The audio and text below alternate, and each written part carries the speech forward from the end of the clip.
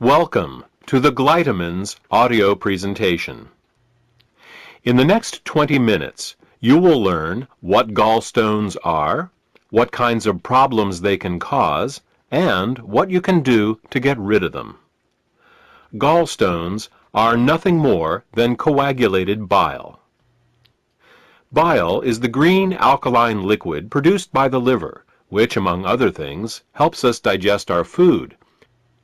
The liver produces about a liter of bile a day and stores it in a muscular sac called the gallbladder. The gallbladder then squirts this bile down a tube called the common bile duct into the small intestines to mix with the food that comes from the stomach. Well, that's what's supposed to happen. Unfortunately, with nutritional deficiencies and exposure to certain toxins, bile can thicken and form what is known as biliary sludge. When this biliary sludge forms, it makes it very hard for the gallbladder to get the bile into the small intestines. It's like trying to squeeze glue through a straw. It is out of this biliary sludge that gallstones are formed.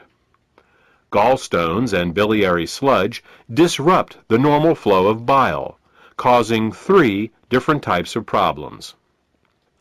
The first set of problems is related to not getting enough bile into the intestines.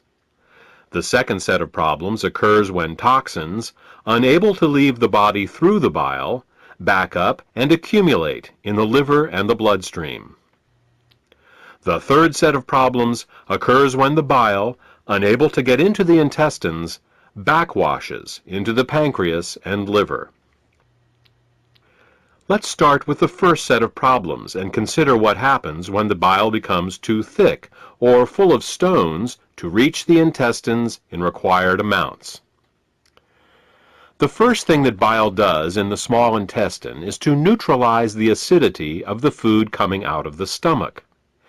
In order to disinfect and digest the food that we eat, the stomach secretes hydrochloric acid.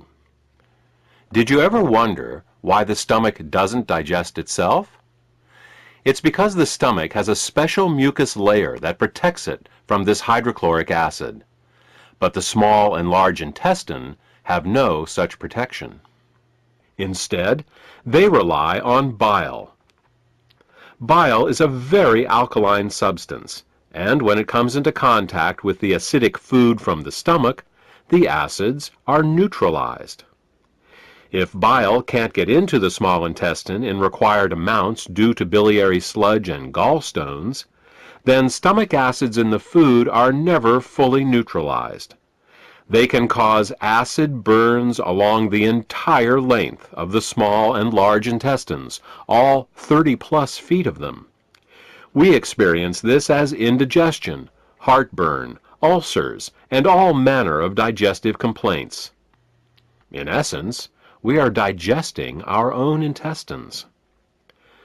The next thing that bile does in the intestine is to emulsify the fats and oils in the food that we eat. Emulsification is the process by which fats and oils are made water-soluble. To understand emulsification, think of soap. It's next to impossible to rinse grease off a dish with just plain water. But if you put a drop of soap on the dish, the grease washes right off. That's because soap is an emulsifier. It's what allows fats and oils to mix with water. Bile is the body's natural emulsifier, and it is what allows us to digest the fats and oils we eat. Without this emulsification process, essential fats, oils, and all the fat-soluble vitamins we eat become very difficult to absorb. Without adequate bile in the intestines, a person can end up suffering from malnutrition, regardless of the quality and/or quantity of the food that they eat. If eating fats and oils gives you indigestion, or if you have difficulty with food absorption, it could be due to biliary sludge or gallstones. The next thing that bile does in the intestines is to stimulate Peristalsis. Peristalsis is the rhythmic, wave-like motion of the intestinal muscles that moves the food through our digestive tract. If you don't get enough bile into your intestines, you're bound to be constipated, no matter how much fiber you eat. Some people have the misfortune of experiencing alternating constipation and diarrhea. This can be a very confusing experience, but the cause can be quite simple. Without sufficient bile, the hydrochloric acid-rich, partially digested food just sits in the intestines with no peristalsis.